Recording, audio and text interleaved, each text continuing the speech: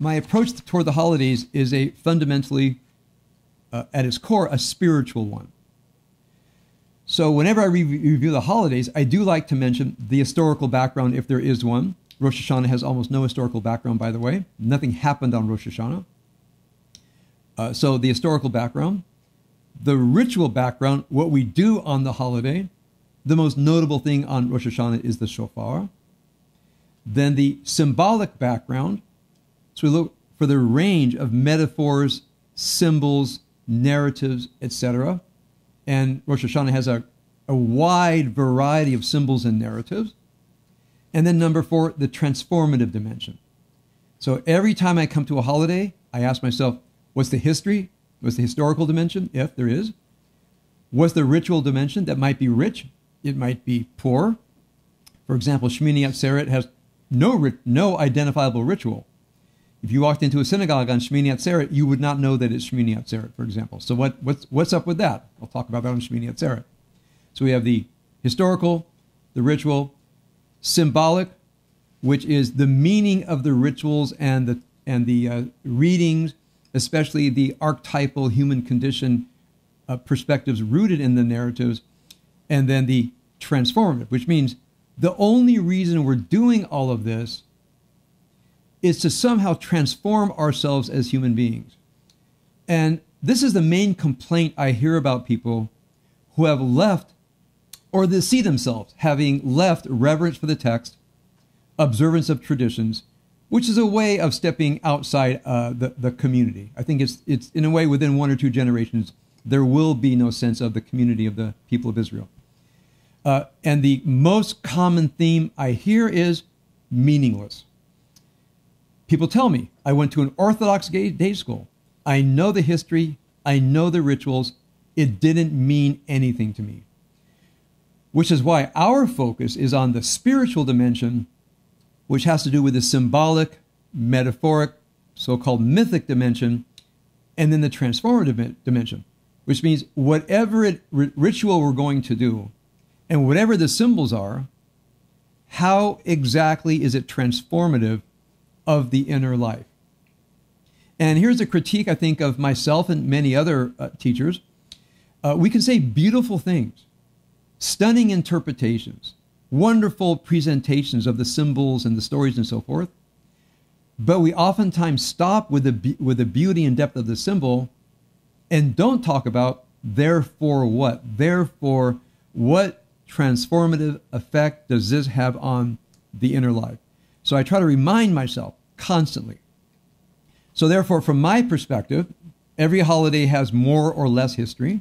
Every holiday has more or fewer rituals. Every holiday has different symbols and textual traditions, narratives, and myths. And every holiday has a transformative dimension. So let's go into what I'll call the themes, the symbolic themes now of Rosh Hashanah. Now remember, the main symbol on Rosh Hashanah is the shofar.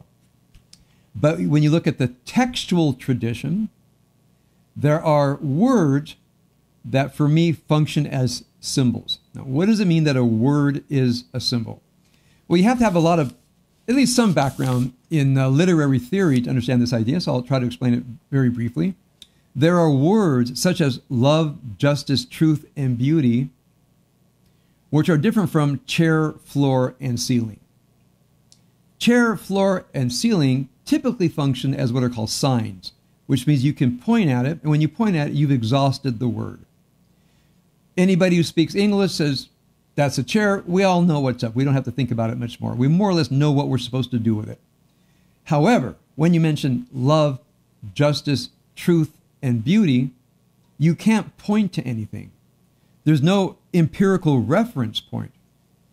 One of the greatest struggles today is defining what is just, what is right, what is true. So if you ever get into a discussion, what is just, what is right, what is true, it's well to say these words are symbols that point to an inner depth. They're not signs that point to something in the empirical world. By the way, this study is called semiology, the study of how meaning is communicated. So there are signs where you can point at it empirically, and there are symbols of, I'm going to say, realities of which the soul knows, but can only communicate to human consciousness with words that are symbols of phenomena deep in the inner life. I think active phenomena, I don't think they're static, including, for example, the word God. Here's where people get hung up. Do you believe in God? As if, do I believe there's a chair right over there? Well, that's not a sign of something empirical that you could point at. It's rather a symbol of an inner life experience. Now, there's a lot of words, but it'll really help you in your own thinking and talking to other people, the difference between signs and symbols.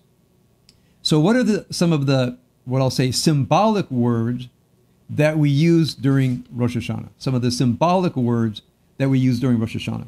I'm going to just use the glasses and try to get myself off the strap. In my preface, I wrote some of the things I want to talk about, and think of these words not as a sign describing an empirical phenomenon, but rather symbols of events happening in the soul. So I listed here the complex world of hurts, wounds, wrongs, anger, guilt, regret, repentance, apologies, religious faith, forgiveness, self-forgiveness, and reconciliation. I listed all of these in the preface to the Shabbat thought. Now, what do these words have in common? You can't point to it empirically, and the words are not exhaustible by a dictionary definition.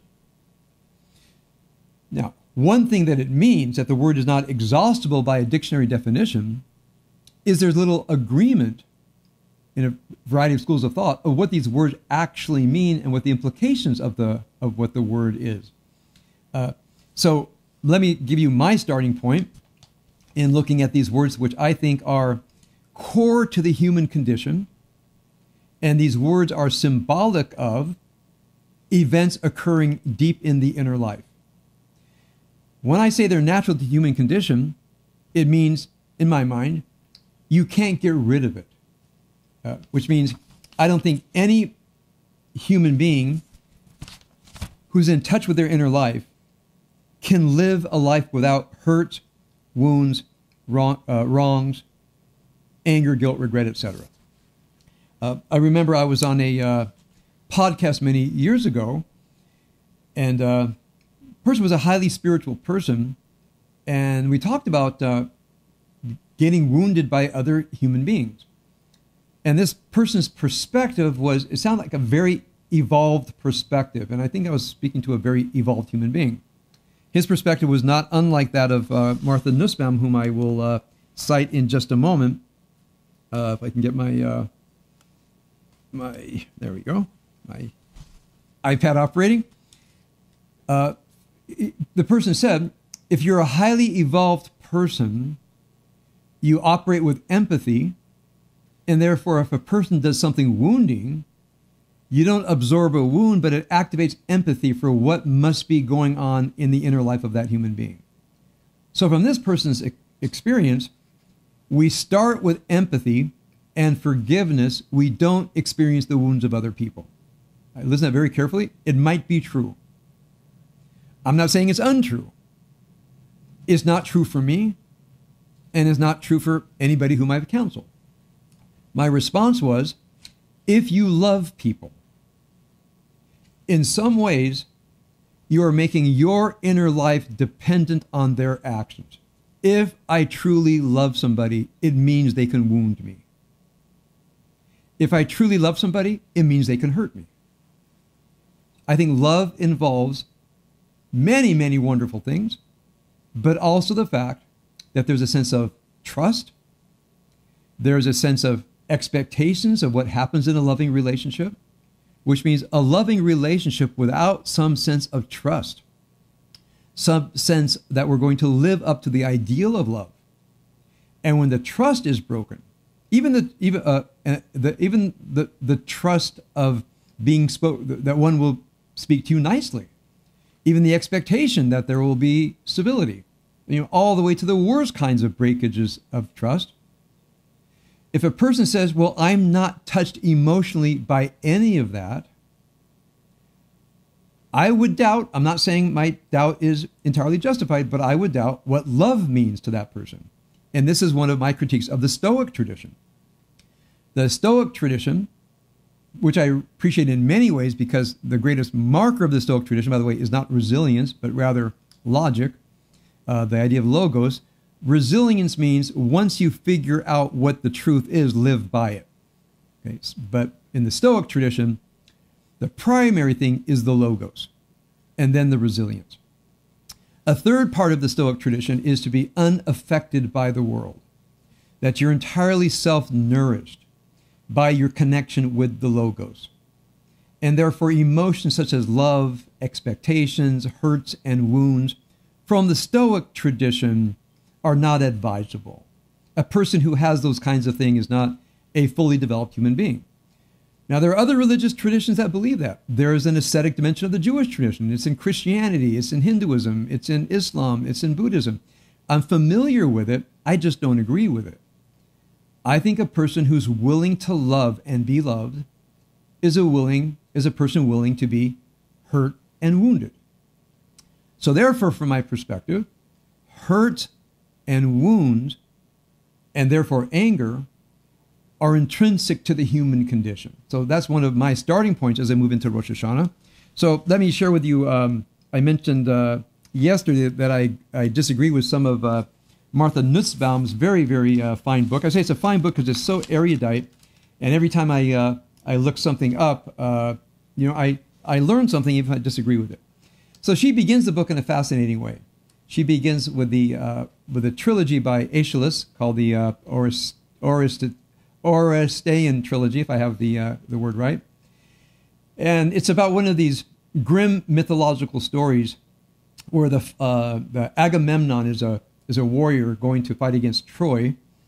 He's offended one of the gods, and the god says, I'll never let your fleet get to Troy unless you sacrifice your daughter. So apparently he thinks to himself, there's thousands of young men who are going to die. Why is my daughter better than any of them? So he sacrifices his daughter. The fleet gets on track. They go to Troy. Long war, brutal war. Many people die. And the word has gotten back to his wife, Clytemnestra, if I'm not mistaken. Word has gotten back to his wife. Hold on a second. I got to... Siri, turn off.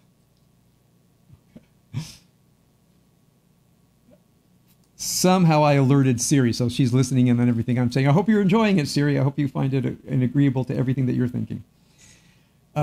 So his wife, Clytemnestra, if I'm not mistaken, harbors deep resentment to her husband. And when Agamemnon comes back, she murders him.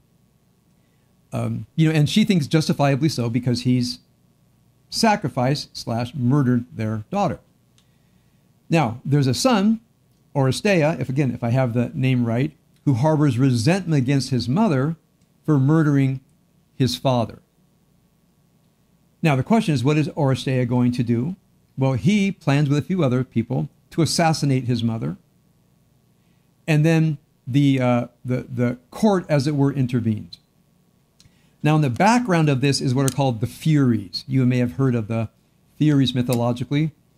They are terrible, horribly described creatures that are after vengeance. If a wrong is committed, it unleashes the Furies.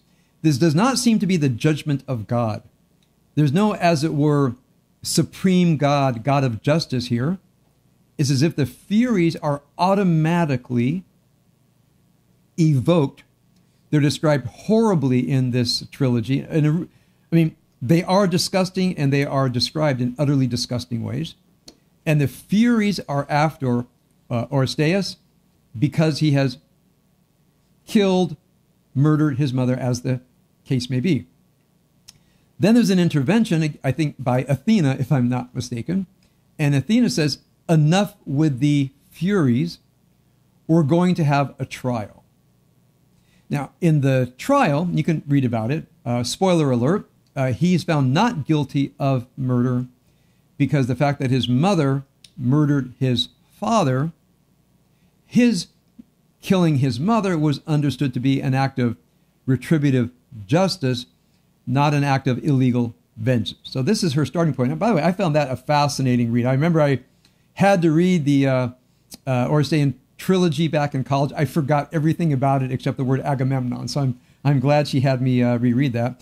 So so as she's discussing all this in very erudite manner, and I learned a great amount from her, and she mentions her teachers.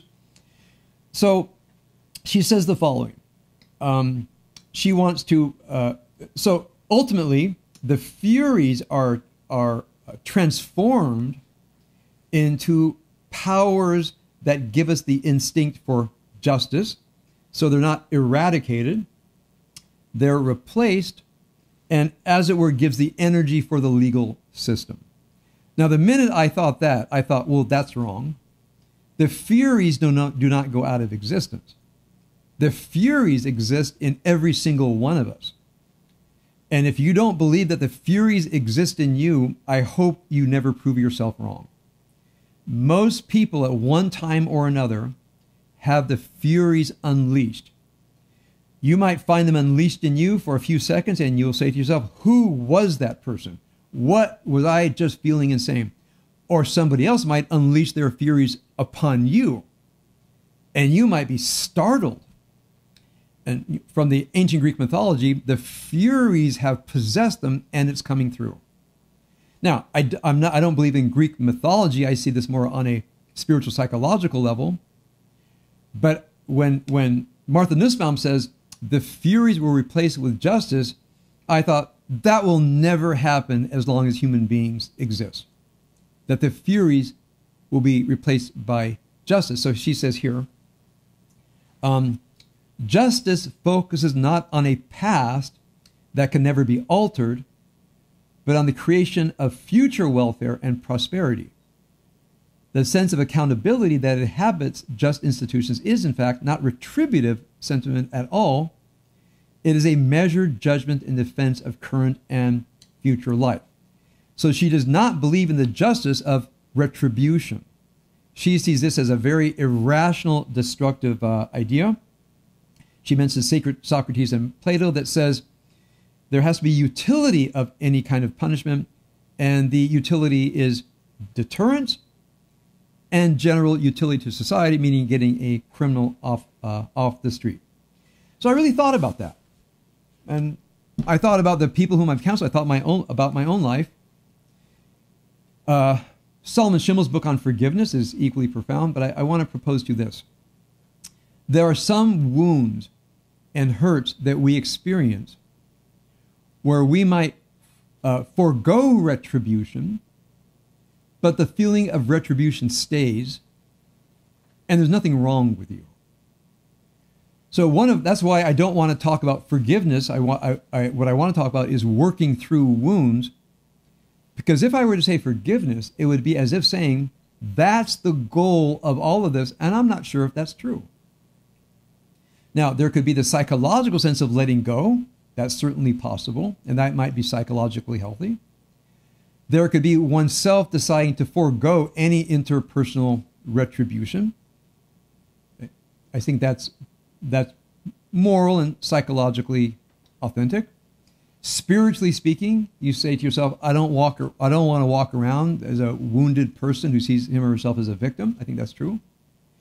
But is it also true that there are some wounds, for some reason or another, that are so deep that when you wake up the next morning, they're still there? Now, this is against many of the theological traditions, both in Christianity and Judaism, of which I'm most familiar. Certainly you see it in many places in the New Testament. Paul doesn't talk about it very much, hardly at all. But you find it in the Gospels. So, there are disputes who wrote the Gospels and, who Matthew, Mark, Luke, and John were and so forth. But and how much we know about the historical Jesus, I'm putting all that aside. So when I say Jesus said, I'll say the depiction of Jesus in the New Testament. So there are many times when Jesus seemed to be proposing an idea that we're just supposed to forgive. Someone slaps you on one cheek, off from the other cheek. that there's an absolute normative value in forgiveness. However, if you look over in Matthew chapter 18, verse 15, if I'm not mistaken, Jesus gives the following example. If you go to your friend, and he probably means here a member of the church, and you have a complaint, and you bring it to the person, and they don't agree. They don't want to deal with it. So it says you bring two other people, again, it probably means members of the church, and all three of you go to this person. Again, you'll see this in Matthew chapter 18, verses 15, 16, I think. If the person is not convinced, the New Testament says, you shall treat that person as a tax collector and a pagan. Now, what does it mean that they're a tax collector and a pagan? That probably means they're out of the church. Now, what Jesus does not authorize is retribution, but it's as if the church will not forgive a person who's done something outrageous and won't be accountable for it. So the book that I was reading says, how can the New Testament teach one thing here and one thing there? From an historical critical perspective, remember, this is not from a traditional Christian perspective, but from an historical critical perspective. There are many different authors at work in creating the four Gospels. And even in the editing of the letters of Paul, there might be an editorial voice at work, also in the Acts, and so forth. So one way to address these inconsistencies is a variety of authors. But look at the core idea that I'm proposing to you. To say to the church, you have a person in your midst who's really a scoundrel, does really hurtful things to people. You give them every opportunity to repent and change their ways and confess. And if they don't, they're out of the church. Now, that for me is a little bit of the evidence that even traditions, and you have them in Christianity and in Judaism, other traditions, that are fundamentally in favor of the end point of forgiveness, which seems to mean foregoing even anger, foregoing even your feelings, that a truly forgiving person who's been wounded, who's been hurt, is able to eradicate all anger and eradicate the urge for retribution. I disagree with that deeply. I think if you've been hurt, if you've been wounded in a real way, and you decide that you're not going to act in anger, speak in rage, which means you've regulated yourself, it doesn't mean you don't have anger. So some people have said to me, is the end point getting rid of anger? My response is the end point can't be doing something impossible. It is impossible to rid yourself of anger. So I'm not going to recommend the impossible. What I can recommend is reducing the expression of anger. And a metaphor that I've given, I can take a wound, an offense, a transgression off the front burner on my stove, and I can put it on the back burner. It never goes off my stove. Minimally, there's going to be a pilot light lit. So if I think to myself that I can take some wound, offense completely off my stove and get rid of it, I know for sure it's going to be back another day. So I don't even want to pretend that I've gotten rid of it. What I want to say to myself is, I want to live in such a way that it's on a back burner. Right? So this is the deep moral, psychological, spiritual experience of hurts, offenses, and wounds that result in anger.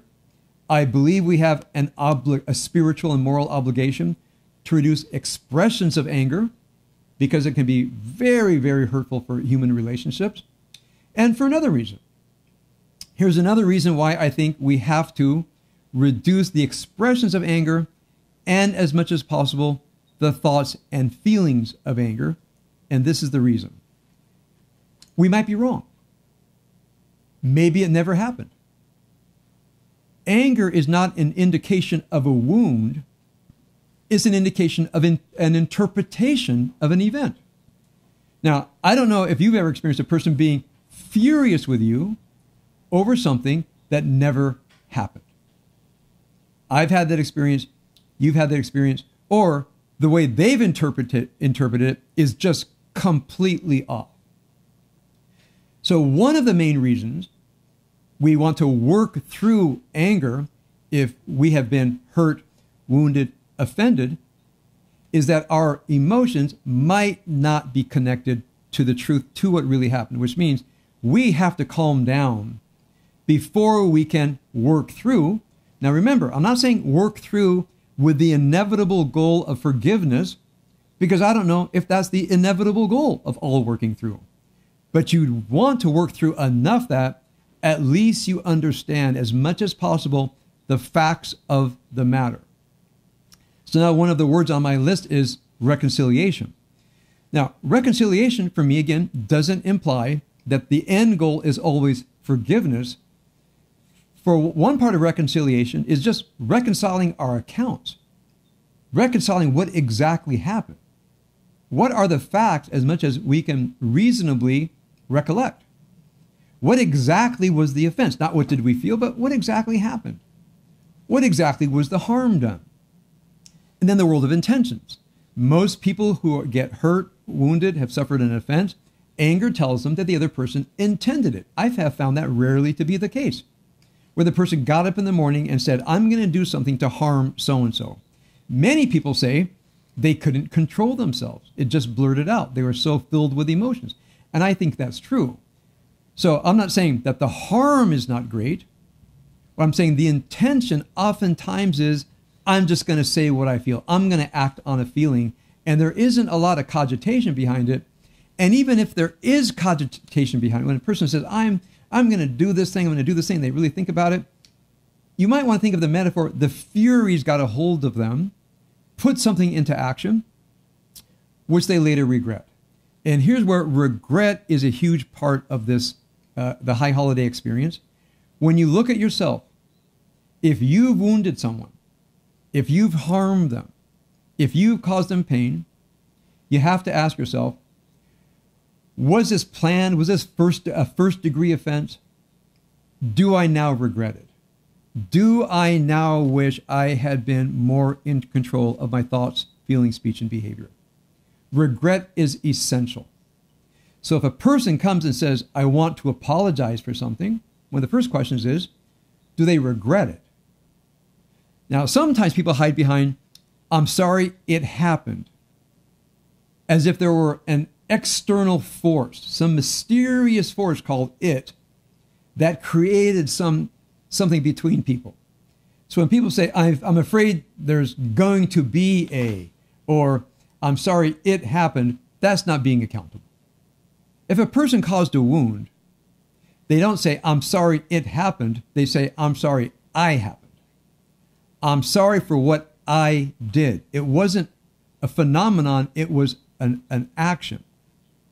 So the minute a person says, I regret what I did, and everybody's calmed down, then there's the possibility for something that I think is certainly in the service of rationality. Remember, I don't think that a rational person is required never to be angry, because I think that's impossible. So anybody who is rational has the capacity for anger, but they have the obligation to calm themselves down to get to the truth, to allow the other person to express regret and an apology. And in that, here's something that comes out. And again, I've seen this many, many times, that one begins to see one's own role in the matter.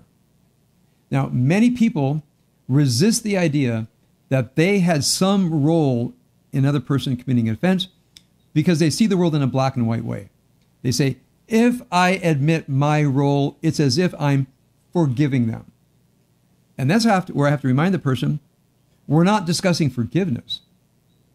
We're just discussing what happened. So here's where I think the idea of forgiveness can actually be an impediment to working through. I've seen this many, many times. People feel that to accept the facts of the matter, to accept responsibility, is an act of forgiveness, right? So that's why I don't want to say forgiveness is the goal, whatever that word means. And what I've discovered is there's very little agreement on what the word means. I just want to get rid of that word because the word creates resistance. So if one just wants to work through, you can say, let's work this through. And a person can say, I see my part in it. Now, to use numbers, a person can say, I was 20% to blame. I was careless in what I said. I was careless in what I thought. I can see how I triggered you. The other person says, yeah, you triggered me, but my response was so over the top that I will take 80% for not, again, I'm making these numbers up, I'll take 80% for not regulating myself. So notice if we take the word forgiveness out and we say, let's not talk about forgiving, let's just talk about what happened, being accountable, taking responsibility. So once all this is sorted out, one person can say, I regret getting so angry with you, I didn't regulate. I regret the words that I said, I take them back. Now that I think I didn't mean them, they were hurtful, which means they take responsibility in a very deep way. The other person can say, I regret being negligent in triggering you. I accept your apology. Now, here's a big dispute. I'll end here today. There's a big dispute on what it means to accept an apology. Some people say to accept an apology is to forego feelings of anger and retribution and the need for justice. I completely disagree. I have forgiven people, but sometimes when I wake up in the morning, the wound is there. There is an ego self that is not resolved. My rational higher self might be resolved, but there's an ego self that's not resolved. Does that mean I'm bad, I'm not worked out? Some people would say so. They would say, you're not an evolved enough human being. That might be entirely true. But when I've counseled people and said, if forgive means you don't have residual feelings of hurt, I said, I just don't believe that to be true. I think for someone to say forgive means you get rid of residual emotions and feelings and memories, I just don't believe it's true. Can you manage your inner life where those feelings, emotions, and memories don't haunt you? Yes. And that, I think, is required because we don't want to live toxic inner lives. So again, I want to take forgiveness, interpersonal forgiveness, not to be the goal. I want to call the goal working through, starting with calming down, going to the facts of the matter, going to any sense of shared responsibility, even if it's one person is 90%, one person is 10%, the 10% is important. And then what is everybody after? Right? Actually, this is the last thing I'll say. Now, what you might be after is reduced feelings of animosity. A person says, I was really off. Please forgive me. You say, well, if forgive you in the sense of I don't have animosity toward you, fine. To tell you the truth, I'm going to probably still feel hurt. I hope that's okay with you. You say, well, then you haven't really forgiven me. You say, okay, I haven't forgiven you. Some people would say I have. Some people would say I haven't. So there are many people where you say, look, I'm foregoing animosity, but the hurt remains. Now, in what relationships, and I think only these relationships, should you actually work on changing the feelings? And that's what I would call covenantal relationships, which means relationships that are supposed to endure through time in an ongoing way. Certainly spouses, parents and children, children and parents, and some other person where the stated or unstated agreement is, whatever happens, we're going to work this through. And even if we have to end a covenantal relationship, we're going to work that through as well. So there's what I would call the spiritual ethics of ending covenantal relationships, right? So just not to pile on the wounds absorbed by yourself and by another human being. So I think I got through most of what I wanted to share with you today. I don't agree with Martha Nussbaum that anger is irrational and we only should have a view toward the general welfare, creating a positive future. We have to say, I think we have to admit, a rational person also lived with the wounds from the past. We can't get rid of the feelings of retribution and anger. We certainly can regulate them with other people. I think Solomon Schimmel's book is a wonderful book. But again, if I were to write such a book, and I may one day, I wouldn't start with the idea that the end goal of all of this is forgiveness. There might be a variety of end goals. I think the primary goal is truth and justice. A real focus on truth and justice. And then see what if forgiveness is an option, and if so, what kind of forgiveness. And now that I've gone through these two wonderful books, I want to talk about that more specifically next Shabbat, which is our last Shabbat before Rosh Hashanah.